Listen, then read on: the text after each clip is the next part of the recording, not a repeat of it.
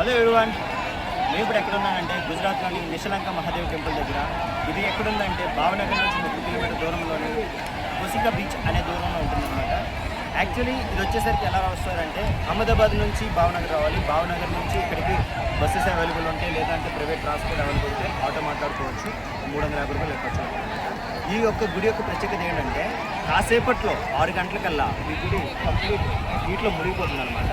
అది నీటిలో ఎలా మునిగిపోతుంది అని చూడాలంటే కాసేపు వెయిట్ చేయండి, ఎందుకంటే 6 o'clockకి కంప్లీట్ వాటర్ అనేది సముద్రం అనేది ముందుకు వస్తుంది.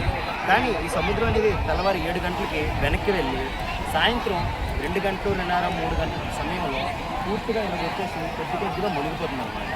ఆల్రెడీ మీరు ముందు వీడియోలో చూసే ఉంటారు మేము ఎలా గుడిని దర్శించామన్నది. ఆ గుడి యొక్క ప్రత్యేకత స్థల పురాణం ఏం చెప్తుందంటే, పాండవులు అంటే వాళ్ళ కాలంలో కురుక్షేత్రం జరిగిన తర్వాత వాళ్ళకి పశ్చాత్తాపానికి ఇక్కడ శివలింగాన్ని స్థాపించండి అని చెప్పారని ఇక్కడ చెప్తున్నారు. నాకు పెద్దగా తెలియదు, బట్ నాకు తెలిసింది అదొక్కటే అమ్మక్క. కాబట్టి అక్కడికి వెళ్తే మీకు పంచలింగాలు ఉంటాయి, అది ప్రతిష్ఠించినవి మీరు చూడొచ్చు డీటెయిల్గా. కానీ ఇక్కడ రావడం ఎందుకో ప్రత్యేకత అంటే, ఎక్కడన్నా సరే సముద్రం వెనక్కి వెళ్ళడం మనం చూడడం. సముద్రం వెనక్కి వెళ్ళింది అంటే సునామీ వస్తుంది, ఏదో అని జరుగుతుంది.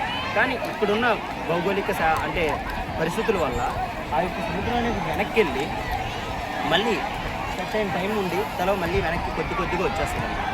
ఆ టైంలో కొంత టైంలోనే ఆ గుడిని మనం దర్శించే అవకాశం ఉంటుంది. కాబట్టి ఈ గుడికి మీరు రావాలి అనుకుంటే మాత్రం ఎర్లీ మార్నింగ్ ఎలా లేదనుకున్నా సరే 8 లోపు ఇక్కడ వదిలేదో చూసుకోండి, ఎందుకంటే మంచిది. ఈవినింగ్ 3 తర్వాత మీకు లోపలికి వెళ్ళనివ్వరు, పోలీసులు ఉంటారు. కాబట్టి ఖచ్చితంగా మీరు రావాలనుకుంటే 8 నుంచి 1 గంట మధ్యలో వచ్చి తీసుకొని వెళ్ళిపోవాలన్నమాట. అప్పుడైతే నీళ్ళు ఇక్కడ ఉండవు అనమాట, మీకు కంప్లీట్ బురద ఉంటుంది, బురదలో నడుచుకొని వెళ్ళాలి. కాబట్టి దయచేసి ఎవరైనా ఆంధ్ర నుంచి వచ్చే వాళ్ళు, ఎవరైనా తెలుగు వాళ్ళు ఉంటే మీరు డైరెక్ట్ అహ్మదాబాద్ నుంచి బస్సెస్ అవైలబుల్ ఉంటే ఏసీ బస్సెస్ మంచిది. ఎందుకంటే నాన్ ఏసీ ఇక్కడ నార్త్లో శానిటేషన్ చాలా వచ్చిందిగా, నార్త్లో మీరు శానిటేషన్ బస్సెస్ నార్మల్ బస్సులు వెళ్ళరు, ఏసీ బస్సులోనే రండి, మంచిది. డబ్బులైనా పర్లేదు, ఒక 350 రూపాయలు ఎంత అవుతుంది. కానీ అదే బెస్ట్, కొంచెం నీట్గా ఉంటుంది అనమాట. అండ్ ఇక్కడికి వచ్చిన తర్వాత ఆటో వాళ్ళు మిమ్మల్ని బార్గింగ్ చేస్తారు, జరగద్దు. కానీ మీరు ఎర్లీగా వస్తే మీకు అక్కడ నుంచి 50 రూపాయలకి గవర్నమెంట్ బస్ ఫెసిలిటీస్ ఉంటాయి. ఆ బస్సులో రావడం బెస్ట్ ఆప్షన్. ఎందుకంటే ఇక్కడ మనకు భాష రాదు కాబట్టి భాషలో వాళ్ళు ఏం మాట్లాడతారో తెలియదు, ఎక్కడ తీసుకెళ్తారో తెలియదు. కొద్దిగా హిందీ వాళ్ళు వచ్చేవాళ్ళు అయితే పర్లేదు అనమాట. కనుక దయచేసి ఎవరైనా ఆంధ్ర నుంచి వచ్చేవాళ్ళు, తెలుగు వాళ్ళు ఉంటే మాత్రం ఒక గ్రూప్ ఆఫ్ మెంబర్గా రండి, సింగిల్ వైపు రావద్దు. ఇది నా యొక్క సజెషన్, మీ ఇష్టం. అండ్ మోర్ ఓవర్ ఇప్పుడు వచ్చేసరికి కొద్దిసేపట్లో ఆ గుడి పూర్తిగా మునిగిపోయి కాకపోతే జెండా ఒక్కటే కనిపిస్తుంది అనమాట. ఆ జెండా చూసి మనం అనుకోవచ్చు గుడి అక్కడ ఉందని, కానీ అంత హైట్ వాటర్ వచ్చేటప్పటికల్లా మీరు వెళ్ళకూడదు, ముందే వచ్చేసి పంపింగ్ చేస్తారు. కాబట్టి ఎప్పుడైనా సరే మీరు వచ్చేటప్పుడు జాగ్రత్తగా రండి.